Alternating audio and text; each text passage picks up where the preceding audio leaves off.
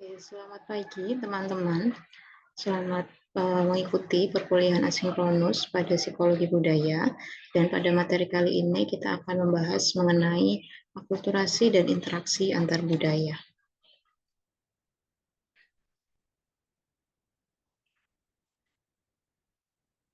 Ya, pada materi kali ini akan kita bahas adalah konsep akulturasi, dampak interaksi antar manusia yang memiliki budaya yang berbeda, terus kemudian bagaimana pengaruh budaya pada cara individu tersebut berinteraksi. Nah, yang pertama terkait dengan konsep akulturasi. Jadi sebenarnya apa sih akulturasi itu? Secara kata, saya rasa teman-teman sudah paham, gitu, sudah pernah mendengar lah ya terkait dengan akulturasi, asimilasi dan sebagainya. Tapi sebenarnya apa sih akulturasi? Akulturasi dapat dimaknai sebagai sebuah cultural change atau perubahan budaya, di mana perubahan ini terjadi karena persinggungan ataupun pergesekan antara dua budaya ataupun lebih gitu ya, yang mana masing-masing budaya yang saling bergesekan ataupun bersinggungan ini awalnya adalah uh, budaya yang otonom gitu ya, budaya yang berbeda satu sama lain seperti itu. Terus kemudian perbedaan ini bisa terjadi ketika seorang individu itu berpindah dari satu tempat ke sebuah tempat yang baru, tempat yang kurang familiar gitu ya, tempat yang tidak pernah dikunjungi sebelumnya ataupun pernah dikunjungi gitu ya, tapi kemudian awalnya berkunjungnya hanya untuk bermain terus kemudian berpindah dalam jangka waktu yang panjang gitu, dan ini memaksa seorang individu harus beradaptasi gitu. Atau budaya tempat yang baru ini adalah budaya yang berbeda dari budaya asalnya. Misalnya ketika teman-teman harus berpindah ke Surabaya. Teman-teman awalnya bukan orang Surabaya gitu ya, entah dari Jakarta misalnya, dari Kalimantan ataupun dari wilayah lain di Indonesia. Teman-teman harus berpindah ke Jakarta. Nah, teman-teman harus beradaptasi. Teman-teman harus menyesuaikan diri di sini. Bagaimana lingkungan di sini, bagaimana makanan di sini dan seterusnya. Gitu ya. Nah, itu terjadi proses akulturasi juga. Nah, nanti di belakang kita akan bahas perubahan akulturasi yang terjadi pada individu atau pada seseorang itu seperti apa sih. Mungkin nanti teman-teman bisa bercerita ya di forum diskusi yang akan saya sediakan di sini ya, mengenai bagaimana sih proses akulturasi yang kalian alami. Misalnya teman-teman yang terutama yang dari luar uh, Surabaya gitu, luar Jawa Timur, luar Surabaya lah. Luar Surabaya, bagaimana sih proses yang kalian alami ketika teman-teman pertama kali di sini dan sudah beberapa waktu teman-teman di Surabaya? Proses akulturasi apa sih yang terjadi pada diri teman-teman?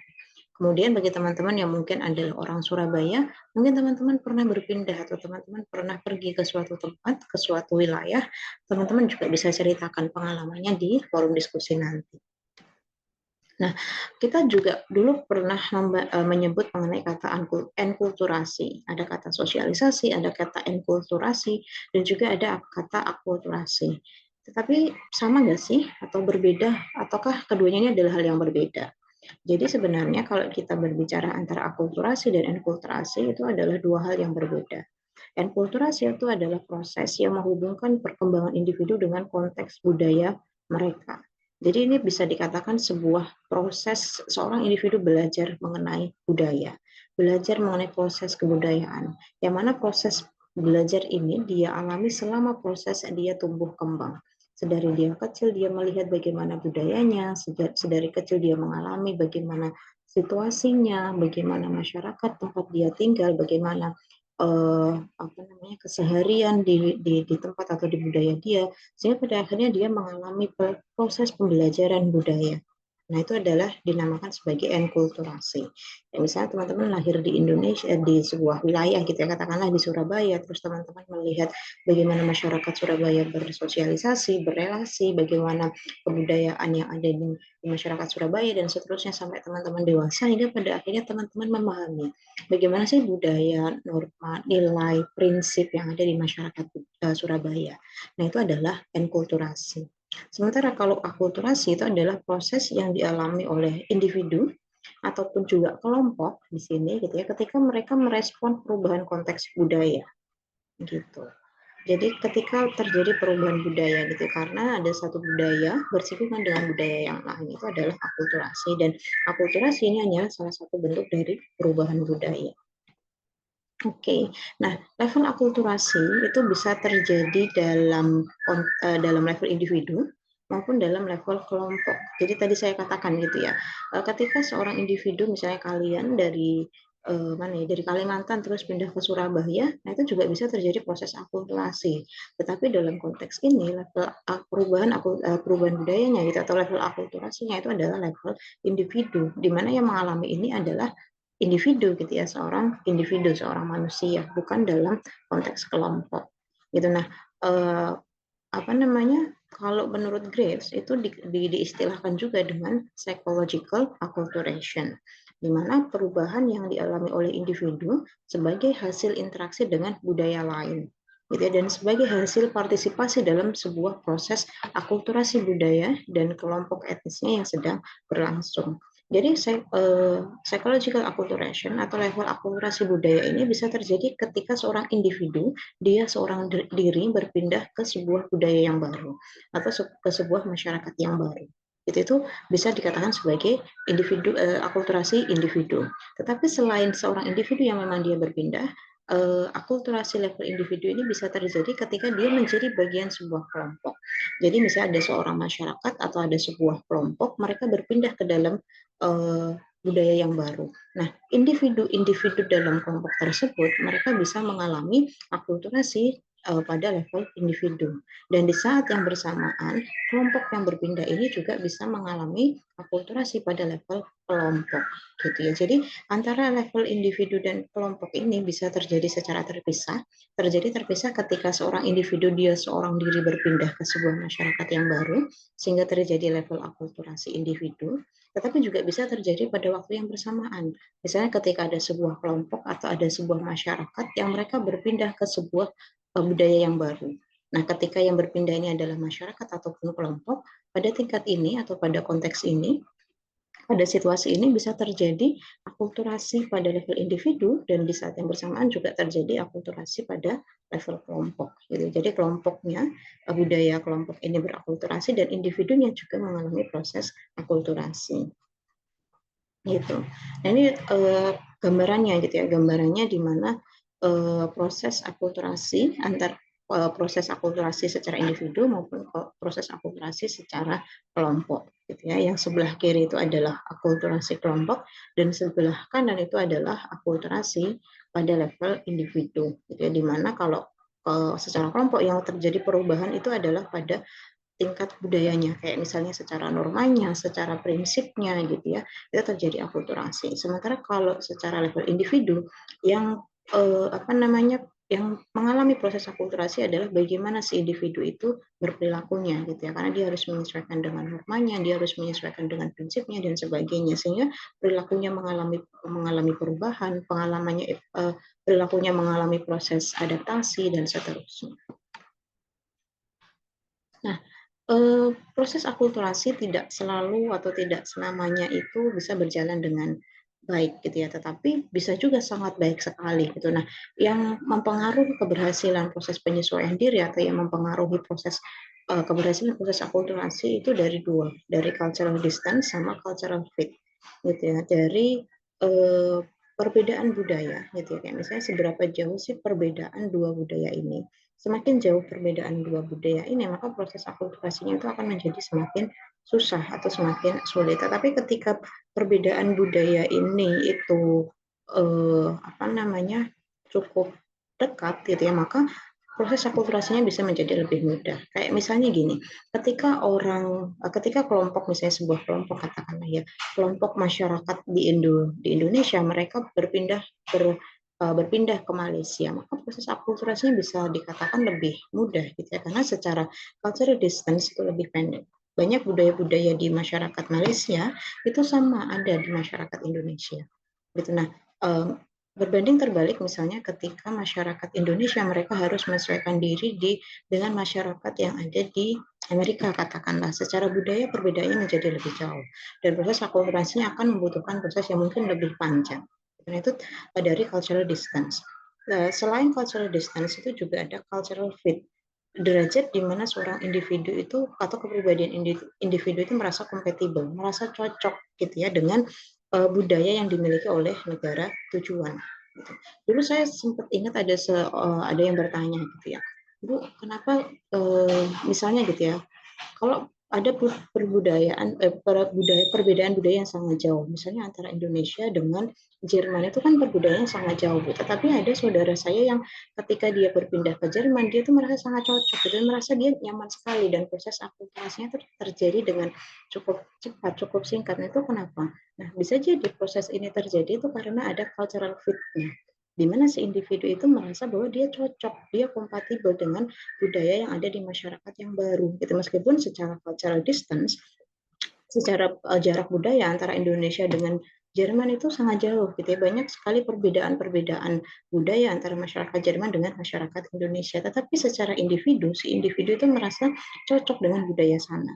Yang bisa jadi kecocokan ini ya karena karakteristik, karena kepribadian gitu ya, ataupun karena hal yang lain gitu, itu bisa juga terjadi gitu ya. Jadi ketika seorang individu itu merasa cocok gitu, yang akan susah adalah ketika secara cultural distance-nya jauh dan secara culture fit-nya juga jauh gitu ya, misalnya kayak orang Indonesia yang dia tuh nggak cocok dengan budaya Amerika, dia nggak cocok dengan budaya individualis, dengan budaya yang menjunjung rasio, dengan budaya menjunjung kebebasan dan seterusnya, dia sangat tidak cocok dengan budaya itu, dan dari budaya masyarakat Indonesia dan Amerika sendiri itu juga sangat jauh, sehingga ya dia pasti akan sangat kesulitan, akan lebih mudah misalnya tadi gitu ya, ketika seorang Indonesia yang dia cocok dengan budaya individualistik, dia cocok dengan budaya misalnya yang tadi ya budaya-budaya masyarakat Amerika, dia akan lebih mudah untuk menyesuaikan diri.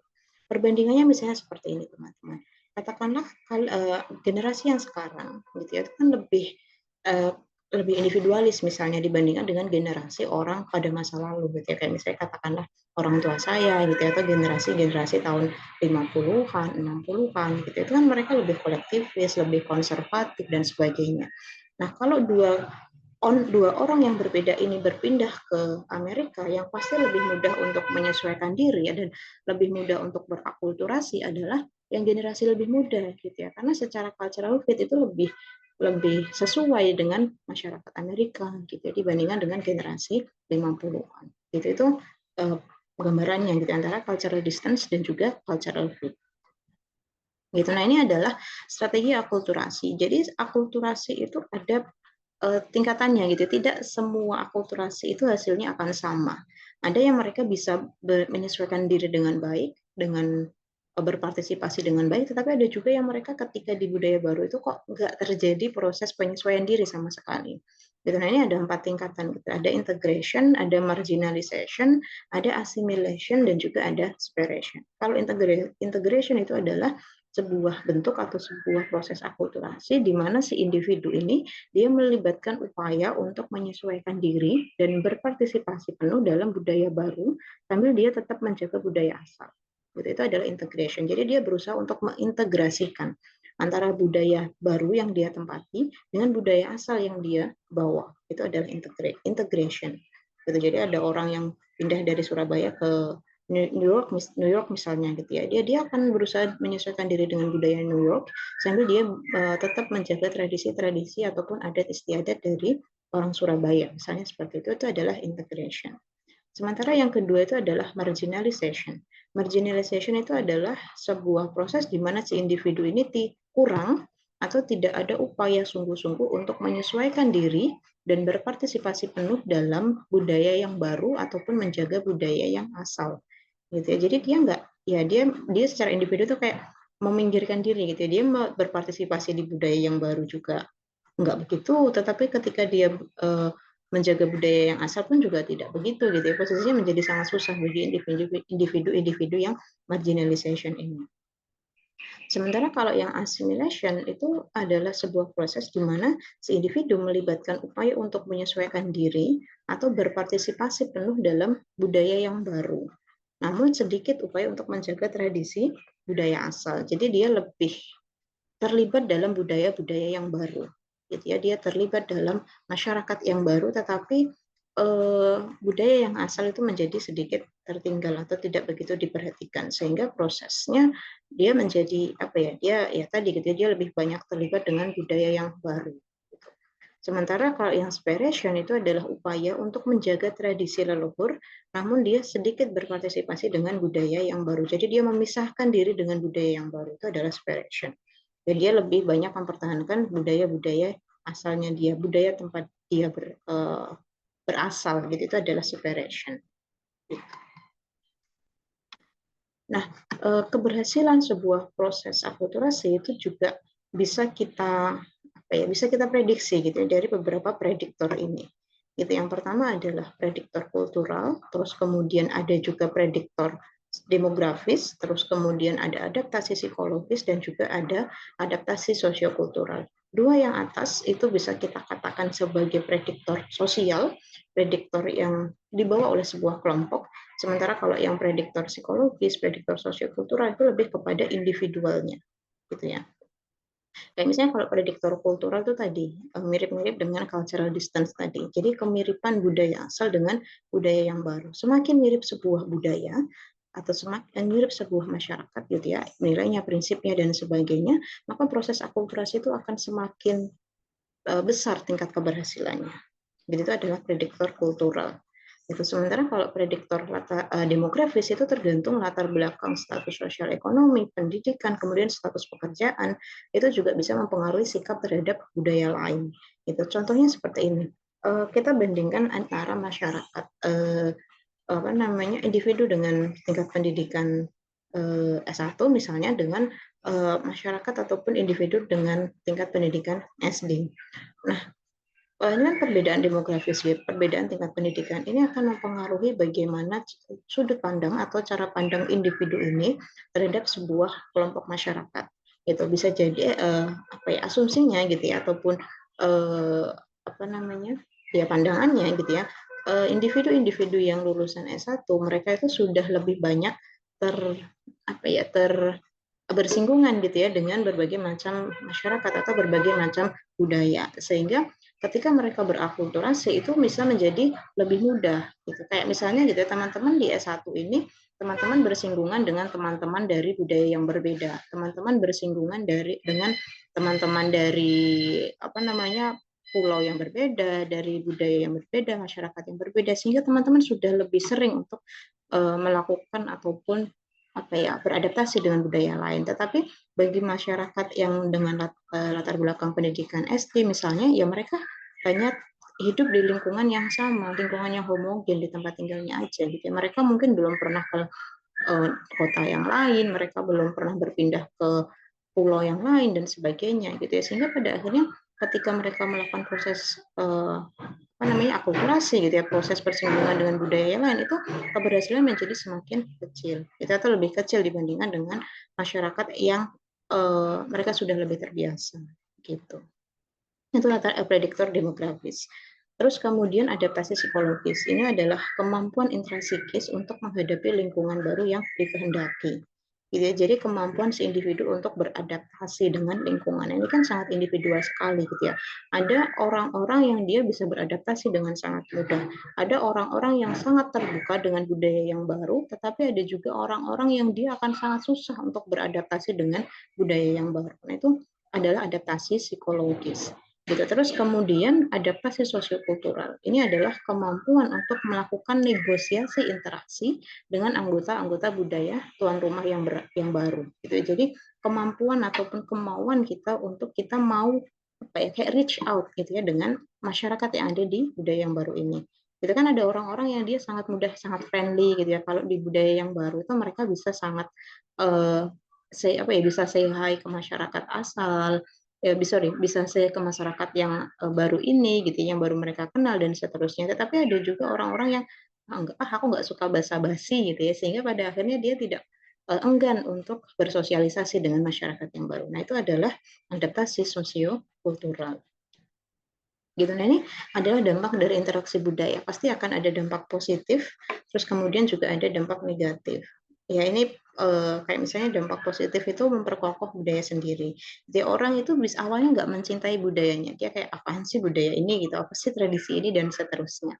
Tetapi ketika dia berada di masyarakat yang baru, dia baru mengetahui gitu ya bahwa oh ternyata budaya ini sangat indah ya, oh ternyata budaya ini tuh sangat baik ya, dan seterusnya. Sehingga dia bisa memperkokoh budaya sendiri.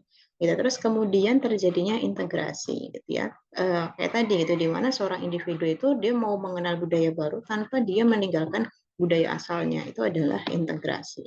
Terus dampak negatifnya adalah terjadinya culture shock gitu ya, yang ini pasti dialami gitu. Nggak mungkin seorang individu ataupun seorang kelompok ketika dia melakukan interaksi budaya tidak mengalami culture shock, itu sangat kecil kemungkinannya, gitu ya. Tetapi yang akan berbeda adalah tingkat culture shock-nya ini. Ada individu yang culture shock-nya sedikit, gitu ya, pada tingkat yang ringan, tetapi ada individu yang culture shock-nya itu pada tingkat yang sangat-sangat berat, gitu ya. Nah, tinggi rendahnya culture shock yang dialami itu berkaitan dengan tadi gitu ya, berbagai macam prediktor yang sudah kita bahas sebelumnya, ataupun juga yang tadi cultural distance ataupun cultural fit dari si individu itu sendiri. Terus dampak negatifnya itu adalah ketika terjadi kehilangan identitas budaya. Nah, ini terjadi ketika seorang individu itu dia maunya cuma ikut sama budaya yang baru aja. Dia tidak mau menjaga dan juga tidak mau mempertahankan budaya asalnya dia, sehingga dia kehilangan identitas budaya. Nah, ini beberapa hal yang dapat memicu terjadinya culture shock. Ada 3. Yang pertama adalah kehilangan cues. Kehilangan cues ini terjadi ketika seorang individu itu kehilangan tanda-tanda yang dapat dia gunakan untuk berkomunikasi dan berperilaku secara tepat dalam situasi tertentu, gitu ya. Bisa terjadi misalnya ketika dia tidak paham bahasanya, atau dia tidak paham dengan nilai norma adat tradisi di masyarakat yang baru. Itu adalah proses terjadinya kehilangan cues, gitu ya. Dia bingung mau nanya sama siapa. Terus kemudian dia juga, ini benar nggak ya tindakanku? Oh, tindakanku ternyata salah gitu ya. Sehingga pada akhirnya dia ditegur gitu. Nah, dan sebagainya itu adalah hal-hal yang dapat memicu terjadinya culture shock. Terus kemudian putusnya komunikasi antar individu. Nah, ini terjadi ketika seorang itu nggak paham bahasanya, gitu ya. Bahasa itu menjadi jembatan untuk kita bisa saling berkomunikasi, untuk kita bisa saling memahami satu sama lain. Nah, kalau kita udah nggak paham bahasanya, itu pasti akan sangat-sangat menyusahkan. Tapi kalau sekarang sih saya rasa sudah lebih mudah gitu ya, ketika kita tidak paham bahasanya. Kayaknya banyak sekali aplikasi yang bisa untuk mengatasi permasalahan tersebut. Gitu. Tetapi tadi gitu, kalau kita nggak paham bahasanya itu bisa sangat menimbulkan frustasi dan juga kecemasan. Gitu. Terus kemudian krisis identitas. Itu terjadi ketika seorang individu itu mengevaluasi gambaran dirinya. Gitu ya. Kayak misalnya, kok aku lebih inferior ya dibandingkan dengan masyarakat yang baru ini. Kok aku merasa kurang selevel ya dengan mereka dan seterusnya. Itu juga bisa menimbulkan culture shock. Gitu. Nah, ini ada beberapa hal yang bisa menjadi implikasi dari interaksi antar budaya. Yang pertama adalah mimikri. Kalian pernah mengenal pasti, terutama yang IPA, apa itu mimikri? Jadi itu terjadi ketika biasanya digunakan oleh seorang hewan gitu ya, yang dia menyesuaikan diri dengan latar belakangnya, latar belakang tempat dia berada gitu. Kayak misalnya bunglon.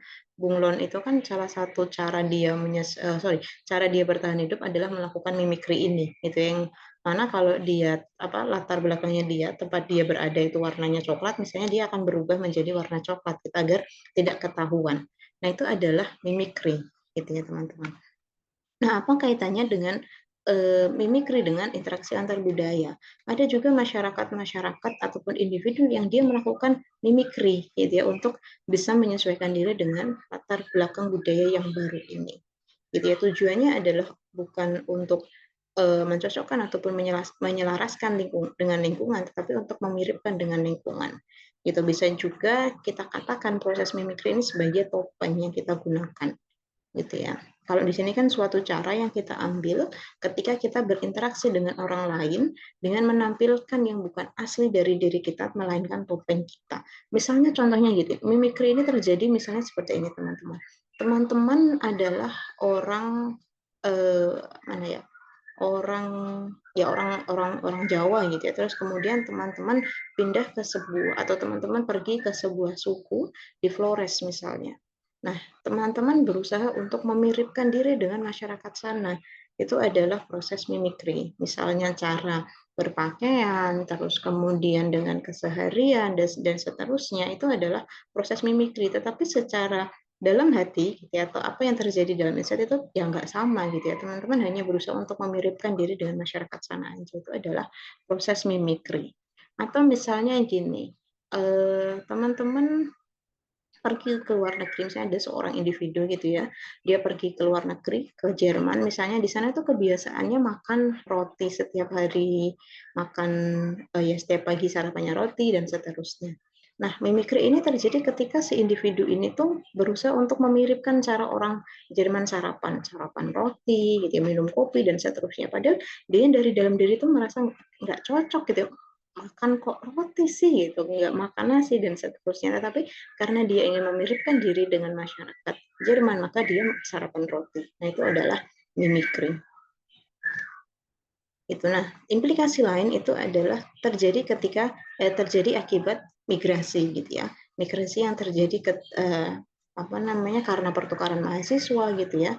Itu juga bisa terjadi interaksi antar budaya. Atau misalnya karena pekerja asing. Jadi pertukaran mahasiswa banyak sekali terjadi gitu ya.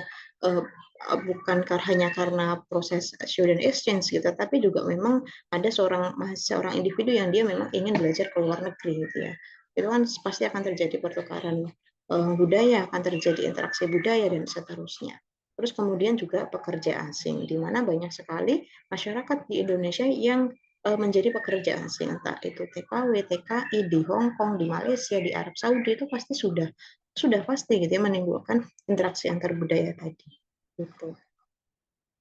Nah, yang berikutnya juga adalah pernikahan antar budaya. Nah, sekarang ini apa ya, pernikahan antar budaya ini menjadi sebuah fenomena yang cukup umum terjadi.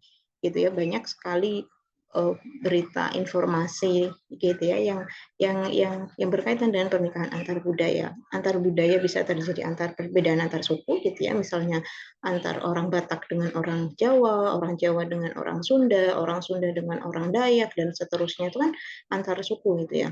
Atau misalnya juga antar negara, Indonesia dengan Australia, dengan Jerman, Jerman dengan Amerika dan seterusnya, itu kan perbedaan budaya juga, itu pasti bisa terjadi. Ataupun juga perbedaan antar agama gitu, itu juga apa namanya, perbedaan antar budaya juga gitu. Nah, itu pasti akan menimbulkan dinamika-dinamika yang tadi sudah kita pelajari sebelumnya gitu.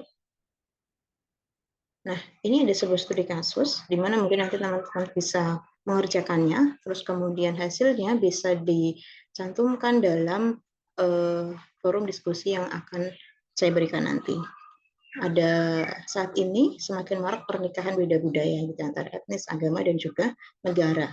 Bagaimana bentuk interaksi yang terjadi dan dampaknya yang mungkin terjadi gitu ya, dampak positif dan juga dampak negatifnya. Dia berikan sebuah argumentasi dengan jurnal ataupun referensi yang relevan. Terima kasih teman-teman.